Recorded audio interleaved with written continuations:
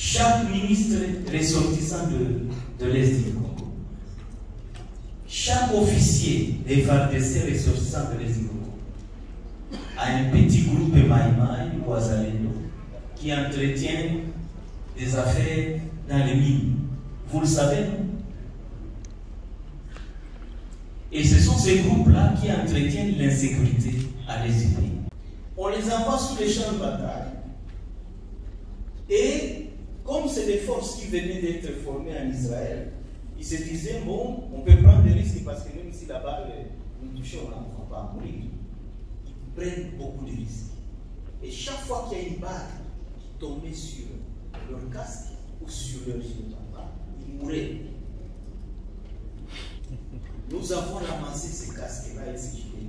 C'est en plastique. Moi, je dis, tu sais qu'il fait tuer notre jeunesse. On ne peut pas recourir chaque fois au Azalendo lorsqu'il faut aller s'exposer à la mort, mais qu'on ne recourt pas au Azalendo lorsqu'il faut construire la République.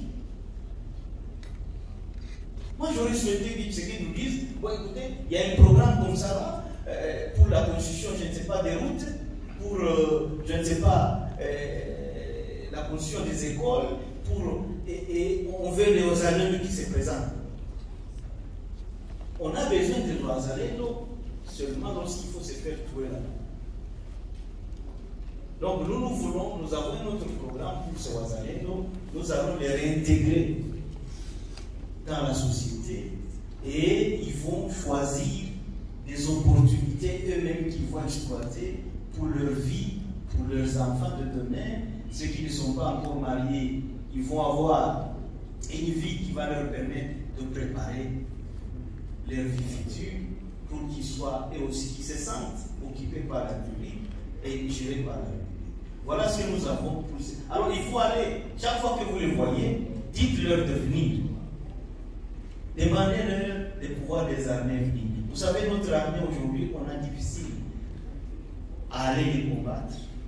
Parce que chaque fois qu'on les combat, ils perdent sur les champs de bataille. Et nous-mêmes, nous avons horreur de ça. Des gens à qui on donne des armes comme ça, on leur dit que vous êtes des valeurs, allez combattre, alors qu'ils ne connaissent rien de la guerre. Ils parlent de carnage. Mais c'est des hommes en armes qui viennent nous combattre. Ce sont ces jeunes gens à Azalendo qui ne connaissent rien de l'art de la guerre. On leur donne des armes, ils viennent combattre. Des gens qui ont passé toute leur jeunesse en train de se défendre contre la République.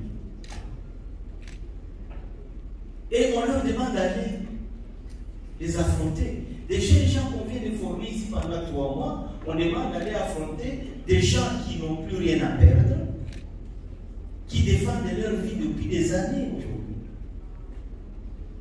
Et quand ils se font tuer, on parle de carnage. Mais qui doit porter la responsabilité? C'est Tshisekedi. Et je voudrais que nous tous ici, nous puissions dire aussi aujourd'hui à Tshisekedi d'arrêter de faire tuer notre jeunesse. Il a encore dit hier, je l'ai suivi, il dit, il va riposter, qu'il est en train de préparer encore. Combien de jeunes gens il va faire tuer encore?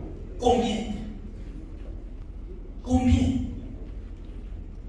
Moi je voudrais qu'aujourd'hui, comme on est dans le Nord Kivu, que les parents du Nord Kivu, que la jeunesse du Nord Kivu se lève pour dire, monsieur Tshisekedi, vous n'aurez plus jamais un seul jeune du Nord Kivu dans votre fameuse armée pour aller affronter les autres jeunes du Nord Kivu. Ça n'est assez. Vous devez payer pour le sang versé pour notre jeunesse, à qui vous n'avez aucune pensée, pour qui vous n'avez jamais produit aucun programme, pour qui vous n'avez jamais produit aucune vision, aucun rêve, autre que de les amener sur les champs de bataille pour se faire tuer. Il faut que nous ayons le courage de dire ça à M. Tshisekedi, qu'il arrête cette aventure-là. Et si on parle de génocide, justement, c'est cela qu'on peut appeler génocide. Il fait tuer nos gens. Il faut tuer notre jeunesse. Il faut qu'on arrête.